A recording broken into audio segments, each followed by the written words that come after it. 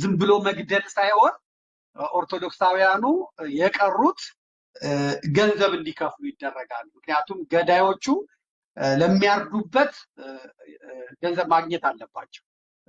እናታችሁን ነው የሚያርዱት፣ አባታችሁን ነው የሚያርዱት፣ እህት ወንድሞቻችሁን ነው የሚያርዱት። ገንዘብ መክፈል አለባቸው። ይሄ እርድ ደግሞ የሚለው ነገር የመጣው አብይ አህመድ ከመጣ በኋላ ነው።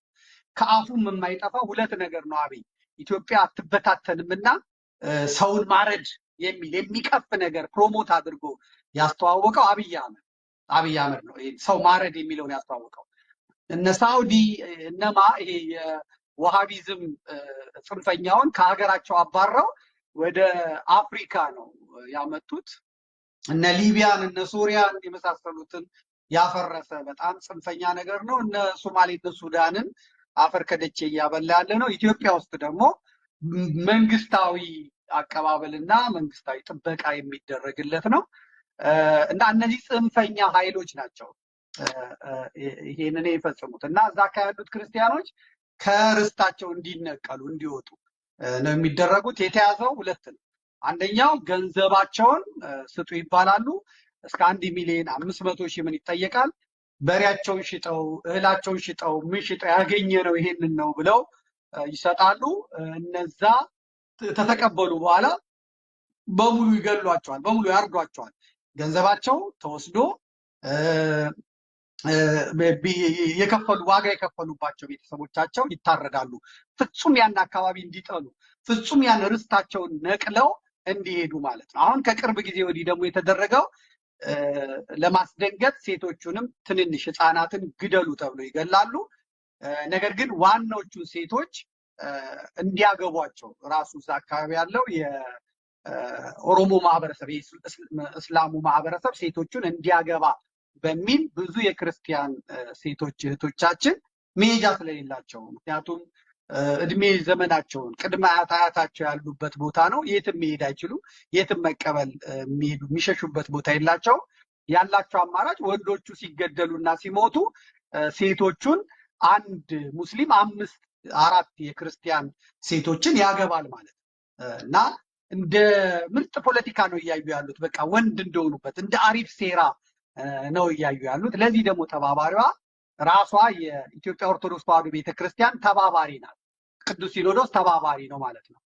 የኢትዮጵያ ኦርቶዶክስ ተዋሕዶ ቤተክርስቲያን ምዕመናን እየደረሰባቸው ላለው ይሄ ሁሉ መከራ ከላይ ጀምሮ እስከታች ሁሉም ተጠያቂዎች ናቸው። ሰው ባይጠይቃቸው የሁላችን ጌታ እግዚአብሔር ጋር ሄደን በእግዚአብሔር ፊት ፍርዱን እንቀበላለን ማለት ነው። በጣም የሚዘገንን ነው እና በወረዳ ውስጥ ያሉት እንዳልኳችሁ ካቢኔዎቹ በሙሉ ሙስሊሞች ናቸው። ሄዳችሁ ብታመለክቱ የሚሰማችሁ የለም። መጀመሪያ መሳሪያችሁ ተነጥቋል። ርስታቸውን ነቅለው የሄዱት ሰዎች እጅግ በጣም ብዙ ናቸው። ኦሮሞዎቹ ሄደው ጠይቀው ነበረ እና እኛ እኮ ኦሮሞ ነን፣ በግራም በቀኝም 7 ወደ ታች 7 ወደ ላይ ኦሮሞ ነን፣ ለምንድነው የምንታረደው ብለው ጠይቀው ነበር። ኦሮሞ ሆኖ ኦርቶዶክስ የለም ነው የተባሉት ማለት ነው። ዳንኤል ክብረት በቀደምለት ስለ እንትን ሲያወራ ነበረ፣ ስለ ኦሮሚያ ቤተ ክህነት ውስጥ ስላለው ነገር ከሲሳይ አጌና ጋር ሲያወራ እያዳመጥኩት ነበር እና 7,000 ነው ምናምን አብያተ ክርስቲያናት እኮ ኦሮሚያ ውስጥ አሉ፣ ለምን እነዛ አልጠፉም? ኦሮሚያ ውስጥ እኮ እንደዚህ ነው ምናምን እያለ እሱ ያው ግርድናውን የበለጠ ታማኝነቱን የበለጠ መወደዱን የበለጠ ቀርበውት ያለችውን ቀሪ እድሜውን የነሱ ታማኝ እንደሆነ ለማድረግ ሲያሳይ ነበር። ግን የኦርቶዶክሳውያን በተለይ በኦሮሚያ ውስጥ በዚህ መልኩ ይሄዱ ነው። የሊቃነ ጳጳሳቱ የኢትዮጵያ ኦርቶዶክስ ተዋሕዶ ቤተክርስቲያን ሊቃነ ጳጳሳት የሚያወሩት ስለ አህያ ነው። አህያ ይበላል አይበላም፣ ውሻ ይበላል አይበላም፣ የሜዳ አህያ ይበላል አይበላም፣ ቅማል ይበላል አይበላም፣ ትኋን ይበላል አይበላም። ስለ ሆድ ነው የሚያወሩት፣ ስለ ሆድ ማለት ነው። አንዳቸውም ስለዚህ ግድያ፣ ስለዚህ ክርስቲያኖች መጨፍጨፍ አይናገሩም። አንዳቸውም ሊቃነ ጳጳሳት ምንም አይሉ። ምክንያቱም እነሱ ፐርሰናል ምንድነው የግል ህይወታቸው ተጠባቂ ሆኗል። ደሞዛቸው 60-70 ሺህ ብር ነው። መነኮሳት ናቸው። ቪላ አላቸው፣ ቤት አላቸው፣ ቪኤት አላቸው። ስለሚታረደው ጉዳይ ምንም አያገባቸውም። አብያተ ክርስቲያናት ተቃጠሉ አልተቃጠሉ ደንታቸው አይደለም። በዚህ በኩል እስላሞቹ ፖለቲካም ስለሚሰሩበት በጣም በጣም እቀናባቸዋለሁ። በቀደም በስማም ብለህ ረደው የሚል የሚቀፍ ፖለቲካ አሁን እንዲህ ሊያፈርሱትና አፍሮ ሊሰሩት ግን የፈጠራ ወሬ እንኳን አምጥተው እንዴት ሀገር ምድሩን እንደደበላለቁት አይታቸዋል። እንዴት ሀገር ምድሩን እንደደበላለቁት እንዴት እያንዳንዱን ሰዎች ማዕበል አድርገው አስነስተው እንደሚያጫጩሩት አይታቸዋል። እና በጣም በጣም እንትን ሁለተኛ አሁን ባለው የስልጣን እርከን መሰረት በአጠቃላይ ማለት ይቻላል ፕሮቴስታንቱና ሙስሊሙ ስለሆነ አጠቃላይ ተቆጣጥሮ የያዘው ኦርቶዶክሱ ውሃ በልቶታል ማለት ነው። እና በኢትዮጵያ ፖለቲካ ውስጥ አሁን ኦርቶዶክስ የሚባለው አልቃሻ፣ ለማኝ እና አቅመ ቢስ ያው ስለሚናገሩት ነው የተናገሩት ስለሆነ ነው የምነግራችሁ። አሁን እኔ የምናገረው ነገር ባይነገር ብለው የሚያስቡ ሰዎች አሉ። እንደው ምናምን ብለው የሚሉ አሉ። ይሄንን እዚህ ሴራ ውስጥ ያሉ ማለት ግን እኔ ባለኝ በተሰጠኝ ፕላትፎርም ላይ ያለውን እውነት እግታለሁ ማለት ነው። እና ፓርላማው እንደገናም የካቢኔው የራሱ የብልጽግና የሚባለው ካቢኔ በራሱ አብይ አህመድ ሙስሊም እና ፕሮቴስታንት ነው። ምክትሉ አደም ፋራህ ያው ፕሮቴስታንት እንትን እስላም ነው። አቶ ደመቀ መኮንን ነበረ እስላም ነው። አሁን ግን ይሄ ጩኸት ሲበዛባቸው ሌላ ሻንጣ ምንም የማይፈይድ አገልጋይ ከጎጃም አቶ ተመስገን ጥሩነህን አምጥቷል። እንግዲህ አሁን እሱ በደመቀ ቦታ ይተካማቀው ነገር የለም። ግን ካቢኔውን ዙሪያውን የምትመለከቱት እንደዚህ ናቸው ማለት ግን ኦርቶዶክስም ሆነው ይህንን ኤክሰርሳይዝ የሚያደርጉ ሰዎች የሉም። ሄደው የሚያስቀድሱ የሉም። ስጋው ደግሞ የሚቀበሉ የሉም። ወይም ደግሞ እንደነዚህ አክቲቭ ሆነው የሚሰሩ የሉም ማለት ነው። በአጠቃላይ በኢትዮጵያ ብቻ ሳይሆን በዓለም ላይ ኦርቶዶክስ አደጋ ላይ ነው ያለው። የኢትዮጵያው ደግሞ የበለጠ ትልቅ አደጋ ላይ ነው ያለው ማለት ነው። ከማህበራት ማህበረ ቅዱሳን ከሚዲያ የኦርቶዶክስ ተዋሕዶ ሚዲያ የሚባለው በብፁዕ አቡነ ሄኖክ ዛሩስ የነበሩ ናቸው። የአዲስ አበባ ሀገረ ስብከት ሊቀ ጳጳስ እሳቸው ከሚመሩትና ከማህበረ ቅዱሳን በስተቀር እኔ የቤተክርስቲያኒቷ ሚዲያም ሲሸፍኑ አላየውም። የቋሚ ሲኖዶሱም ሆነ ዋናው ሲኖዶስ በዚህ ጉዳይ ላይ መግለጫ አልሰጠም። ቅዱስ ፓትርያርኩም በዚህ ጉዳይ ላይ የተናገሩት የለም። ጠቅላይ ቤተ ክህነቱም እንደ ክርስቲያን ይሄ ሁላ 9፣ 12፣ 15 ክርስቲያን ታርዶ ምንም ያሉት የለም። የሃይማኖቶች ጉባኤ የሚባለውም የተናገረው ነገር የለም ማለት ነው። እንግዲህ ይሄ እያለ ነው እንትን ያለው። እስኪ የሞቱትን ሰዎች ተራ በተራ እንመልከታቸው። የሞቱትን ሰዎች የታረዱትን ሰዎች ለህሊናችሁ እንድታዩ ማለት ነው። ፎቶቸውን ታመጣልኛለህ። ከታረዱት መካከል እኚህ አቶ ኃይሌ ወርቅነህ ይባላሉ። ኦሮሚያ እንደምታዩት ማህተሙ ነው።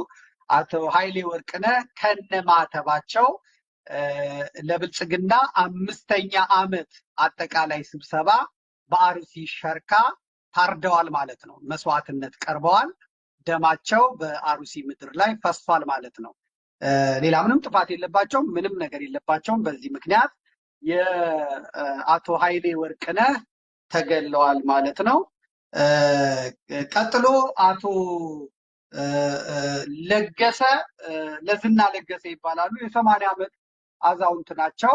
እንግዲህ መስዋዕትነት የሚፈልገው የብልጽግና ደም የሚጠጣው አምልኮን መስዋዕት የሚቀርብለት አጋንንት ሴት ወንድ ሕፃን አይመርጥም እና እኚህ በራሳቸው ጊዜ የሚሞቱ ደካማ አሮጌ ሽማግሌ አረጋዊ አባት ባለማተብ ክርስቲያን በመሆናቸው አቶ ለገሰ ዝናም በ80 ነው በእንደዚህ ዓመታቸው ወስደው አቆይተው በጀርባቸው አጋድመው አርደው ገለዋቸዋል ማለት ነው። በመቀጠል እህታችን ብዙነሽ ለዝና ትባላለች። የቅድም አባትየው ናቸው። እቺ ደግሞ ልጅ ናት። ባለማተብ ናት። እንደምታዩት ወስደው ለሴት ለህፃን ምን አይራራም። ይሄ የኦሮሞ ነፃ አውጪ ነኝ የሚለው አካል በጣም ፕሪሚቲቭ ነው። በጣም በጣም በጣም አረመኔ ነው፣ አራጅ ነው፣ በጣም ገዳይ ነው እና አቃፊ ነው ምናምን። እሱን ተዉት። የሚያቅፋችሁ በቢላዋ ነው፣ በገጀራ ነው። በጣም ማወቅ ስላለባችሁ ነው የምነግራችሁ። በጣም ማወቅ ስላለባችሁ ነው የምነግራችሁ። እኔ መረጃ ሳቀርብ በደንብ ጥናት አቅርቤ ማቅረብ ስላለብኝ ነው ይሄን የምነግራችሁ። ብዙነሽ ለዝና ለገሰ ትባላለች። አባቷ ፊት እሷ ቀድማ ትታረድ። እንግዲህ አባትየው አላቅም፣ ልብ አድምተው ነው በሰቀቀን ነው የሚገሉት የሚያርዱት። እና እንግዲህ እሷ ታርዳለች። ከዛ የሚቀጥሉት ደግሞ አቶ ተሾመ ስዩም ናቸው። አቶ ተሾመ ስዩምም የሰማዕትነት እጣውን አግኝተዋል። የሰማዕትነት እጣውን አጋድመው አርዷቸዋል። እዚህ የኦሮሚያ ምድር ላይ ኦሮሞ ሆነ ኦርቶዶክስ ሆነ መኖር አትችልም ተብለው ታርደዋል ማለት ነው። እንግዲህ አራጆቹ በደንብም ሚሊዮንም ቢያርዱ 10ም ቢያርዱ 20ም ቢያርዱ በኋላ ላይ ደግሞ እነ ሽመልስ አብዲሳ እጃቸውን አጨብጭበው ይቀበሉ። በኦሮሚያ ለሚደረግ ጥፋት ለሚታረድ እርድ የሚታረደው የሚጸዳው ኦርቶዶክሱ ስለሆነ አማራና ኦርቶዶክስ ስለሆነ የወንጀል ተጠያቂነት የለባቸውም። አይከሰሱም፣ አይጠየቁም። ምናልባትም ሹመትና ስልጣን ይሰጣቸዋል ማለት ነው። ቀጥሎ የምንሄደው ወደ ሌላኛው ፎቶ ነው። ዘውዴ ረዳ ይባላሉ። ባለማተብ ናቸው። እኚህም እንግዲህ ትልቅ ሰው ናቸው። ወስደዋቸው አርደዋቸዋል ማለት ነው። የእኚህ ሰውዬ ወንድም አቶ አስፋው ረዳ ይባላሉ። እጅግ ሲበዛ ደግ፣ ለድሆች የሚራራ ሃይማኖቱን ወዳድ ሰው ነበር። የዚህኛው ወንድም የታረዱት መጋቢት 1 2016 ዓ.ም ወንድምየውን አረዱ። ከዚያ በኋላ ደግሞ አሁን በቀደም ዕለት ደግሞ የቀራቸው ይሄ ነበረ። ይሄንን ወስደው አረዱ ማለት ነው። እና አሁን ይሄንን የምትሰሙ በጎጃም፣ በጎንደር፣ በወሎ፣ በሸዋ፣ በአዲስ አበባ፣ በጅማ በምንም ያለ አይቀርልን የማይቀርልን ነው የምነግርህ። ላለመታረድ ነው የአማራ ፋኖ ወደ ትጥቅ ትግል የገባው፣ በምላሽ ላለመታረድ ነው። የእስልምና ምክር ቤት መግለጫ ያወጣም፣ የኦርቶዶክስ ተዋሕዶ ቤተክርስቲያን መግለጫ አታወጣም። የኦርቶዶክስ ቤተክርስቲያን ገንዘብ ብቻ አታስቀሩላት። ገንዘብ አስራታችሁን ሙዳየ ምጽዋት ምናምን እንዳታስቀሩ። ምክንያቱም በራብ ይሞታሉ፣ ጳጳሳቱ በራብ ይሞታሉ። የቤተ ክህነት ስራ አስኪያጆቹ፣ የአብያተ ክርስቲያናት ጸሐፊዎች፣ አለቆች በረሃብ ይሞታሉ። አላያችሁም? ህንፃ ጀምረናል፣ ልማት ላይ ነን ምናምን። እሱ ገንዘብ ገፈፋ ነው። ምክንያቱም እናንተን ኪስ ማጠብ ነው እና የእናንተን ኪስ ማጠብ ነው። እንደ አንድ ፕላትፎርም ተዘጋጅቶ ካህናቱ ብቻ ገንዘብ የምትሰጡበት ፕላትፎርም ቢኖር ጳጳሳቱ ህንፃ እያከራዩ ይበሉ ነበረ። ግን ምንም ማድረግ አይቻልም፣ እንትን ማለት አንችልም። ቀጥሎ የታረዱት የምትመለከቷቸው ናቸው። ወይዘሮ ታደሉ ንጋቱ ይባላሉ። ለምታያቸው ባለማተብ ናቸው፣ ባለመስቀል ናቸው። በአሩሲ ሸርካ፣ በአሩሲ ውስጥ በአጠቃላይ ኦሮሚያ ውስጥ ማለት ይቻላል አሁን ባለው ሁኔታ መስቀል አድርጎ ኦርቶዶክስ ሆኖ መሄድ አይቻልም። ወይ ጴንጤ መሆን አለበት ወይ እስላም መሆን አለበት። ያለበለዚያ ኦርቶዶክስ የነፍጠኛ ሃይማኖት ነው ስለተባለ ይታረዳሉ ማለት ነው። ወይዘሮ ታደሉ ንጋቱም በዚህ ምክንያት ታርደዋል ማለት ነው። ምንም የምለው ነገር የለም። ቀጥሎ የምትመለከቷቸው ደግሞ አቶ በላይነህ ጥላሁን ይባላሉ። አቶ በላይነህ ጥላሁንም እንደምትመለከቷቸው ኦርቶዶክስ ባለማዕተብ ናቸው። ገበሬ ናቸው። ደገኛ አባት ናቸው እንደሰማሁት ከሆነ። ነገር ግን የኦሮሞ ነፃ አውጪ ሰራዊት የሚባለው ሸኔ የሚሳበብበት እንጂ እኔ ሰራዊቱ ነው አልልም። ራሱ የኦሮሚያ መንግስት ነው ይህን የሚያደርገው። እንግዲህ አቶ በላይነህ ጥላሁንም እንዲሁ አጋድመው አርደዋቸዋል ማለት ነው። ቀጥሎ የምትመለከቱት ዘላለም ተክሉ ይባላል። ዘላለም ተክሉ ይባላል። አቶ ዘላለም ተክሉም በኦርቶዶክሳዊነታቸው ተይዘው ተወስደው ለብልጽግና መንግስት ለአብይ አህመድ ብልጽግና መንግስት 5ኛ ዓመት ምስረታ ለአጋንንቱ መስዋዕት ተደርገዋል ማለት ነው። ታርደዋል። ደማቸው በአሩሲ ምድር ፈሷል ማለት ነው። አላሁ አክበር ብሎ መስዋዕት ማቅረብ በእስልምና ሰው ማረድ የሚፈቀድ አይመስለኝም። ግን የኦሮሞ ነፃ አውጪዎቹ በአሩሲ ውስጥ ይሄንን አድርገዋል ማለት ነው። ይሄ ቀጥሎ ያለው ደግሞ አስቻለው ደሳለኝ ይባላል። የምታዩት ነው፣ ህፃን ነው። አባቱ አቶ ደሳለኝ ተይዘው ሄደው ነበር፣ ግን በእግዚአብሔር ተአምር አምልጠዋል። ነገር ግን ይህ የ9ኛ ክፍል ተማሪ ልጃቸው አባትየው ቢያመልጡም የ9ኛ ክፍል ተማሪ ነበር። አስቻለው ደሳለኝ ለመስዋዕትነት ቀርቧል ማለት ነው። ኦርቶዶክሳዊነቱ አሳርዶታል። አሁን ይህንን ስናገር ምናልባት ፕሮቴስታንቶቹ በኢትዮጵያ ውስጥ ያሉት አሁን የብልጽግና መንግስት ፕሮቴስታንቶች ይህን ምስጋና እያቀረቡ ነው ለጌታ፣ በጣም ለነሱ ጌታ ማለት ነው። የጽንፈኛዎቹ ሙስሊሞች እጅግ ደስታ ላይ ናቸው። ግን ታሪክ እንደዚህ ሆኖ አይቀርም። ነገን የሚያውቅ እግዚአብሔር ነው። ዋናው ስራ ግን እኔ ይህንን ለታሪክ እንዲቀመጥ ማድረግ ነው። በተለይ እያያችሁ ያላችሁ በጎንደር፣ በጎጃም፣ በወሎ፣ በሸዋ በምን እያያችሁ ያላችሁ የመጣው ነገር በምንም ብትሉት በምንም አያመልጣችሁም። ምንም የምታመልጡት አይደለም። ያው ቦታችሁ ድረስ መጥተው የሚያርዷችሁ የሚሰልቧችሁ እና የመከላከያ ልብስ ለብሰው መጥተው ይሄንን መከራ የሚያሳዩአችሁ እንዲሁ ዝም ብሎ አይደለም። ሽማግሌ፣ ወጣት፣ ሴት፣ እናት የሚባል ነገር የለም።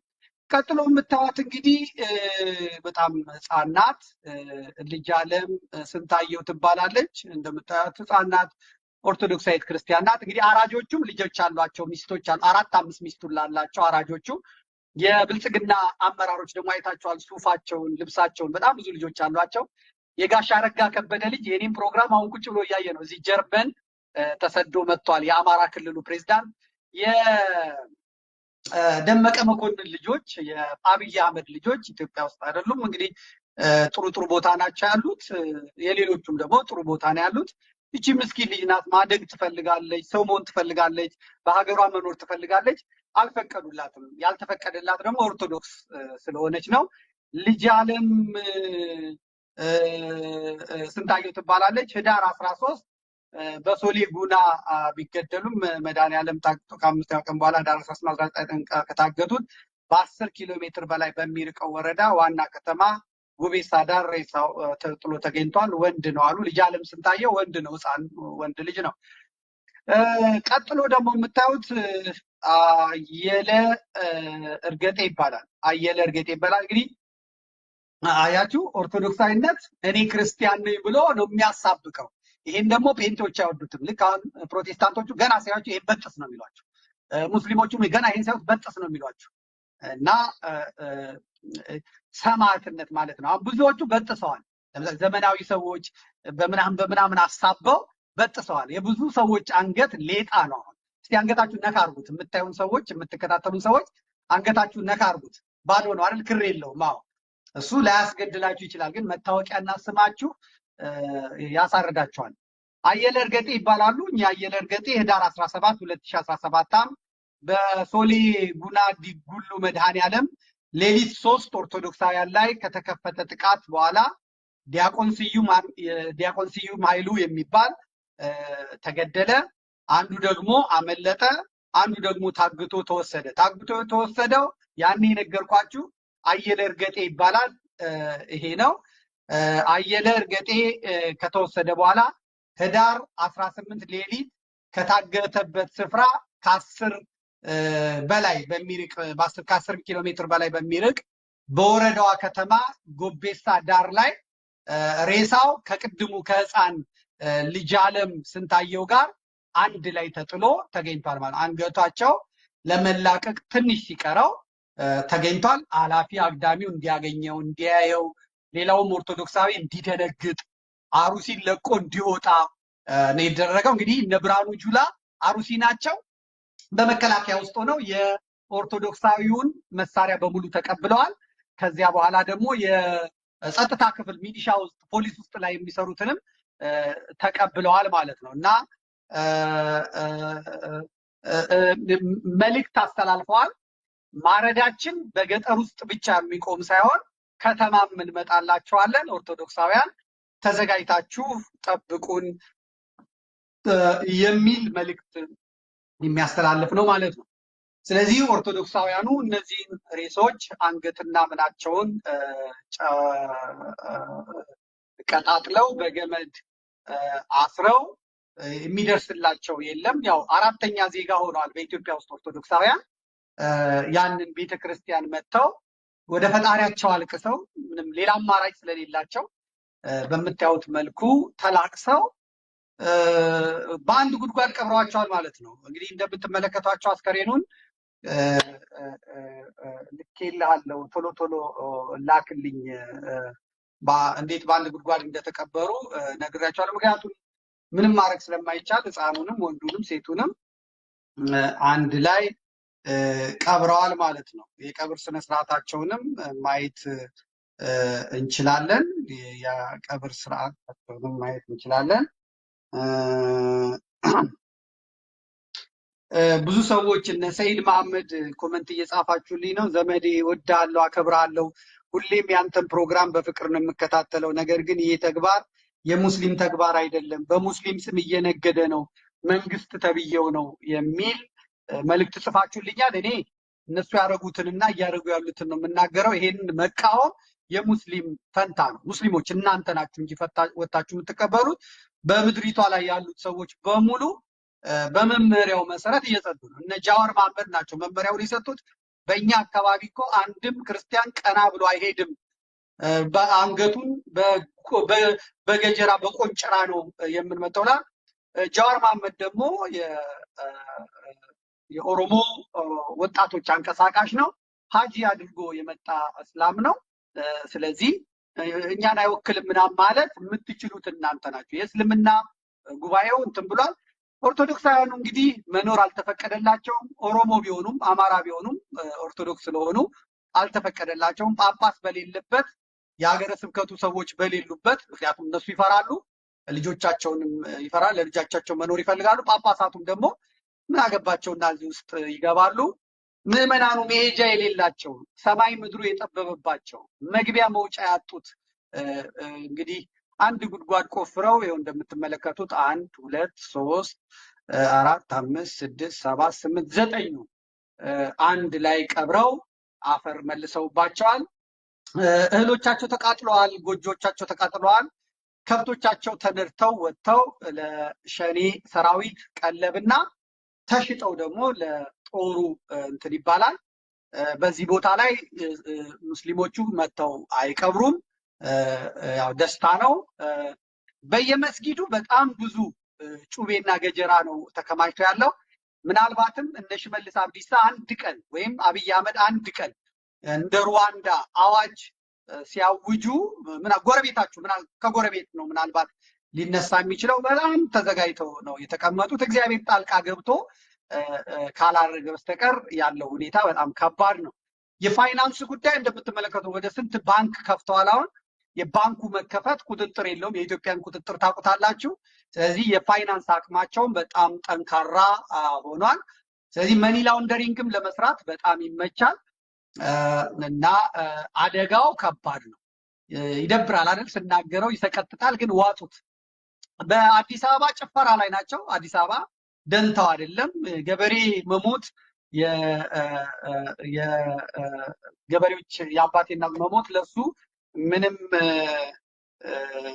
የሚሰራለት ነገር የለም። በጣም ከባድ ነው እና ማየት ይቻላል። እንግዲህ ሰብስበው አምጥተው በአልጋ አድርገው ቅድም እንዳያችሁ በቪዲዮ እንዳያችሁት ቀብረዋቸዋል ማለት ነው። አንድ ጊዜ ቪዲዮውን ታሳይልኛለህ።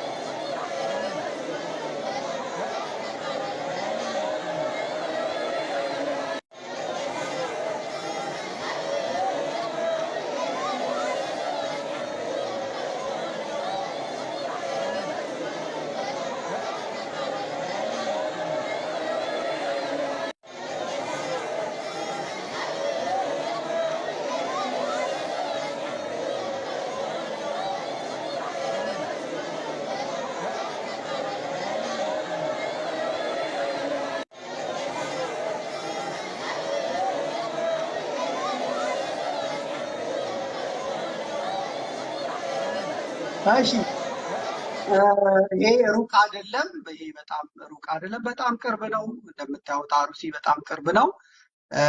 ሱማሌ የነበረው ጅጅጋ የነበረው ከዛ ሰሜን ሸዋ ከዛ ትግራይ ከዛ አማራ ምናምን የነበረው አሩሲ አዲስ አበባ ዙሪያም ይመጣል። በአዲስ አበባ ግን ያው ጭፈራ ላይ ነው። አዲስ አበባ እንግዲህ ገና ዋጋዋን አላገኘችም። ገና ደም እንባ የምታለቅስበት ይመጣል። አሁን የደላው እንደምትመለከቱት የብልጽግና አባላትና ካድሬዎች ናቸው። እነሱ ዓለም ላይ ናቸው። የብልጽግና ፕሮቴስታንቱ ዓለምም እጅግ በጣም ዘመን መጥቶላቸዋል። ብልጽግና ላይ ናቸው። አብዛኛዎቹ የምትመለከቱት የነ ፓስተር ከፍ ያለው ቱፋ ዘመዶች ናቸው። የነ ፓስተር ከፍ ያለው ቱፋ ዘመዶች ናቸው። እንግዲህ እነዚህ ቅድም ያያቸዋቸው ሰዎች የታረዱት ለዚህ ለብልጽግና የ5ኛ ዓመት የምስረታ በዓል መሪያቸው እርድ ስለሚል ለእርዱ የተፈጠረ ነው። እንደምትመለከቱት በፕሮቶኮሉ መሰረት ወለጋ ሄዶ የሞት አዋጅ አውጆ የመጣው ሽመልስ ዳር ነው ያለው። ከሲዳማ ቀጥሎ ዳር ነው ያረከው። ፖለቲካውን ለመስራት ግን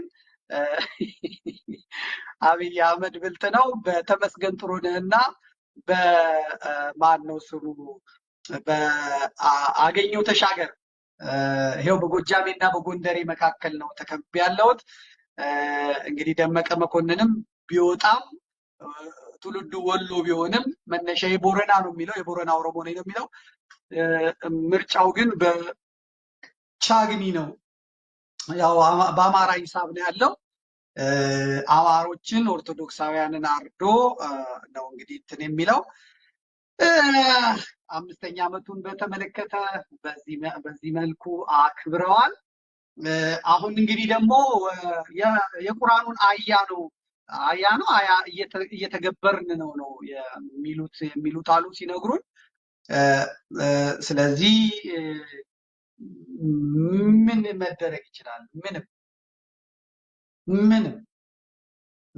አሁን ሄደው እንኳን ተቀላቅለው ትግል የሚያደርጉበት የለም። አሁን እነዚህ የኦሮሞ ኦርቶዶክሳውያን ከአማራ ፋኖ ጋር እንኳን ተቀላቅለን እናርግ ቢሉ የመተማመኑን ጉዳይ ከፍ ያለ የዘር ፖለቲካው ማለት ነው። ስለዚህ ይህንን ሰብሮ ጉዳዩን ማስቆም ይሻላል። ግን አብይ አህመድ ምናልባትም ከ120 ሚሊዮኑ 100 ሚሊዮኑ ጨርሶ አጽድቶ ለአረቦቹ ሰጥቶ ባዶ ምድር ሳያስቀር የሚመለስ አይመስለኝም። የምፈራው ልክ እንደ ሩዋንዳ ከባዱን ነው። ወይም ደግሞ አንድ ባለስልጣን አውሮፕላኑ ሲነሳ ይገሉታል። ከዛ በኋላ እንግዲህ ጀምር ብለው ያደርጉታል። ከዛ ፈረንጆቹ ካለቀ በኋላ ህዝቡ ተጨባጭ ካለቀ በኋላ የተባበሩት መንግስታት ጦር ይልካል ይላል። አፍሪካውያን ጦር አዋጡ ይላል። ከዛ በጣም ትልቅ ስተት ነበረ። ምልክቶቹ ታይተው ነበረ። 6 ዓመት ሙሉ ይሄ ቀውስ ልጅ ያልተማረ መሀይም ልጅ በሚሰራው ስራ መቆጣት ነበረብን። በጣም እናዝናለን። በእውነት እኔ በህይወቴ የሚቆጨኝ ይላል ዶናልድ ትራምፕ፣ እኔ በህይወቴ የሚቆጨኝ እንደዚህ ባለማድረጌ ነው፣ ይሄን ባለማድረጌ ነው ይላሉ። ምንም የሚፈጥርልን ነገር የለም። ምንም የሚፈጥርልን ነገር የለም። ምንም የሚፈጥር ነገር የለም። እና እንግዲህ ይሄኛው ከመጣ በኋላ ቀጥታ ወደ ሰዎች በዚህ ጉዳይ እንዳይነጋገሩ የዳንኤል ክብረት ጉዳይ ነው የመጣው። ዳንኤል ክብረት አንድ ቦታ ቆሞ ከፕሮቴስታንቶች ጋር ሲደረግ ነው የታየው። ይሄ ቪዲዮ ማለት ነው እንደምትመለከቱት ዳንኤል ክብረት ከፕሮቴስታንቶቹ ጋር ሆኖ ሲዘምር ታየ ማለት ነው።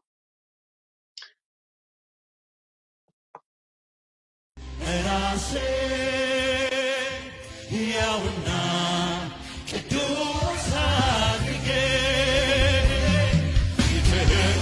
ስናሰኝ ፈቀድኩኝ ሰዋ። እንግዲህ ይሄ ቪዲዮ ወዲያው ተለቀቀ። እነዚህ ከታረዱ በኋላ ይሄ የዳንኤል ክብረት ተለቀቀ ማለት ነው። ልዩ ጣዕም የማዛ ሽታ ሆኜ ልቅረብ በፊት ጌታ ብለው ዳንኤል ክብረትን ከፊት አድርገው አቀረቡት ማለት ነው። ያው ሁሉም ተንጫጫ። በቃ በቀደም ከሲሳይ አጌና ጋር ሆኖ የኢትዮጵያ ኦርቶዶክስ ቤተክርስቲያንን ሲወቅራት ሲደበድባት፣ መስቀል አደባባይ የእሷ ነው እንዴ? አይደለም። ጃልሜዳ የእሷ ነው እንዴ? አይደለም። የኦሮሚያ ቤተ ክህነትን እንዲህ ነው ምናምን ሲያደርግ እያለ በእውነት አሳድጋ ለወግ ለማድረግ አድርጋ መዋዘ ጥበባት የሚል ስም ሰጥታ ልጆቹ እንዲያሳድግ በእውቅናው ደግሞ 3 ሚስት ከ3 ሴቶች እንዲወልድ ያደረገችውን ቤተክርስቲያን በእውነት ተበቀላት ማለት ይቻላል። ምን እንዳደረገችው እግዚአብሔር ይወቅ። በጣም የሚገርም ነገር። ያንን አያይዘው ሰዎች በሚገርም ሁኔታ ዳንኤል ፕሮቴስታንት ሆነ ምን ሆነ ምንስ ቢሆን ምን ይደንቃልና ነው። ነገር ግን ፕሮግራሙ ነጭ ነጯን ከዘመዴ ጋር ስለሆነ እውነቱን እናገራለን። ዳንኤል ክብረት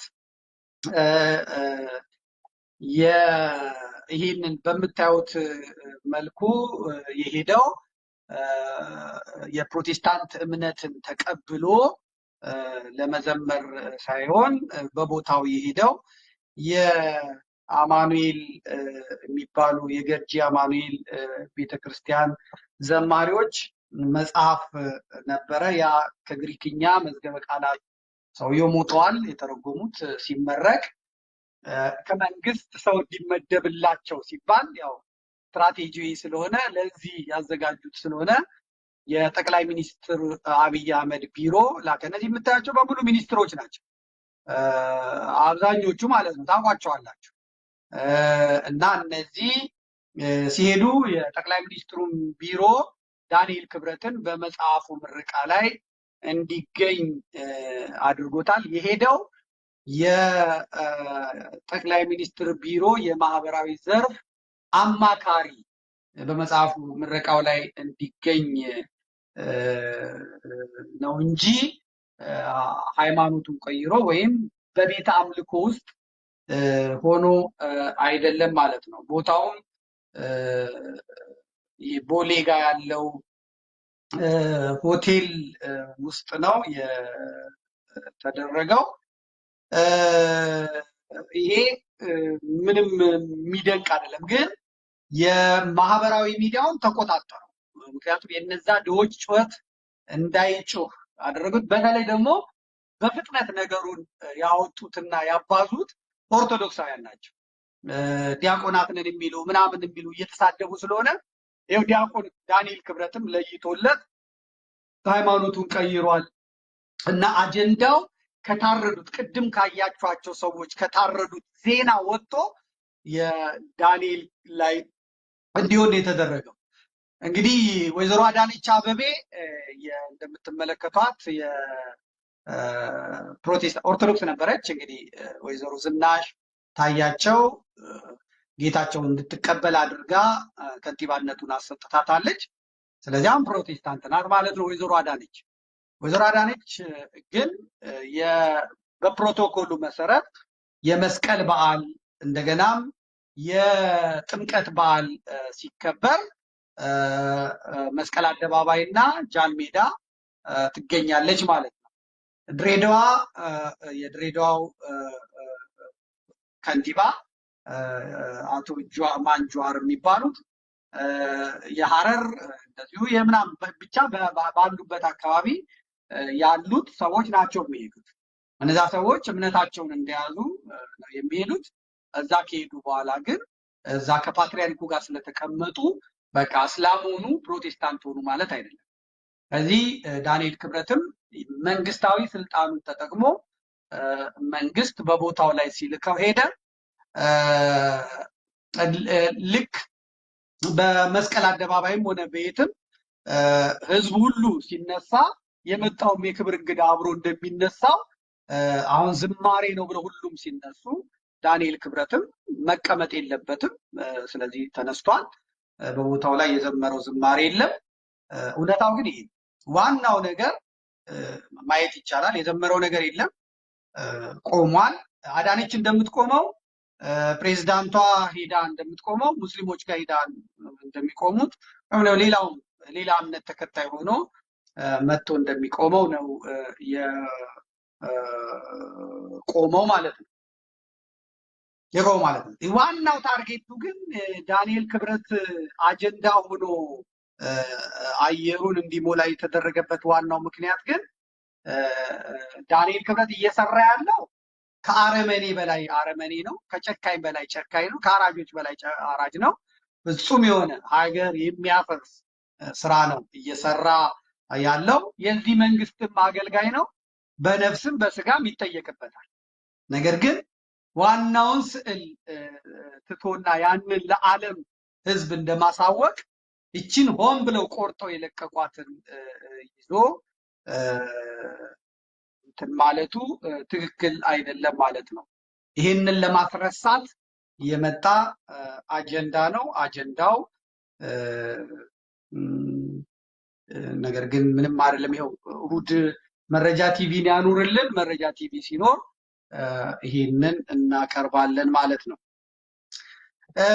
ስለ ዳንኤል ክብረት የሰማሁት አንድ አካሉ ዮሴፍ የሚባል የመሰንቆ ተጫዋች የጎላ ሚካኤል ያላችሁ አኬን ታውቁታላችሁ። አኬ ከበሮ ነው የምንለው እኛ። እሱ አንድ ያጫወተኝ ታሪክ ነበር እና ገና ጥንት የፕሮቴስታንታዊ ተሐድሶ ልምምድ እንደነበረው እና እነ ቀሲስ ደጀኔ እነ ጋሽታዬ በጥበብ እንደመለሱት ያጫወተኝ የሚገርም ታሪክ አለ እና አሁን በስተመጨረሻ ፕሮቴስታንትም ቢሆን ምንም ሙስሊምም እስላሙም ቢሆን የሚደንቅ አይደለም ማለት ነው። ከዚህ በላይ ምን እንዲያደርግ ነው? ከዚህ በላይ ምን እንዲሰራ ነው? አብዛኛው ሰው እስቲ ለቤተክርስቲያን ድምፅ ቢሆን በማህበረ ቅዱሳን ውስጥ ያለውን አገልግሎት በዓለም ላይ ዙሮ ያደረገውን የስብከት አገልግሎት በማየት አንድ ሰው እንኳን ቤተ መንግስት ቢገባ ወይም ፓርላማ ቢገባ ለነዚህ ለሚሞቱት ለሚታረዱት ሰዎች ድምፅ ይሆናል በሚል ማን ነው ዳንኤል ክብረትን ያልደገፈ? ማን ነው ዳንኤል ክብረት ላይ ሰላማዊ ሰልፍ እስላሞቹ ሲወጡ ፕሮቴስታንቶቹ ሲወጡ ባነሩንና ፖስተሩን ዘቅዝቀው ሲወርዱበት እነ ጃዋር በፓርላማ ውስጥ እንኳን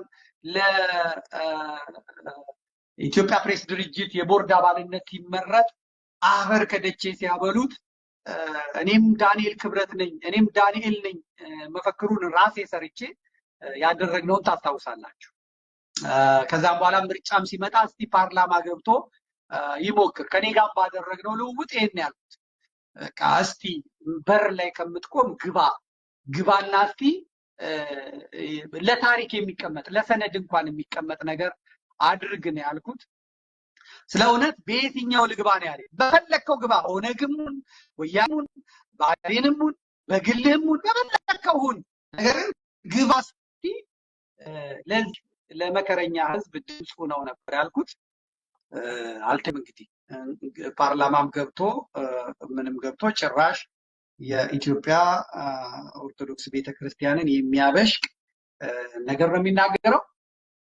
ሙስሊሞቹን ለማስደሰት የግራኝ አህመድን ታሪክ ለውጦላቸው ከዚህ በፊት የጻፍከው ሲባል እሱን ማህበረ ቅዱሳንን ጠይቁ ብሎ ማህበረ ቅዱሳንን ከእስልምና እምነት ጋር አጋጭቶ የተቀመጠ ነው። ግራኝ አህመድን ጻድቅ አድርጎ የኢትዮጵያ ቤተ መስዋዕት አድርጎ ዳንኤል በመንግስት በምዕራባውያኑ በትግራይ ጦርነት ጋር በተያያዘ ሊስት ውስጥ የገባ ሰው ስለሆነ የትም መሄድ አይችልም። ከትግሬዎቹ ከአማሮቹም ጋር በምትኩት ተላትሟል። ስለዚህ የበሰበ አይፈራምና አብይ እግር ስር ሳይወጣ ጋር አብሮ መሞት በቃ አብሮ ወደ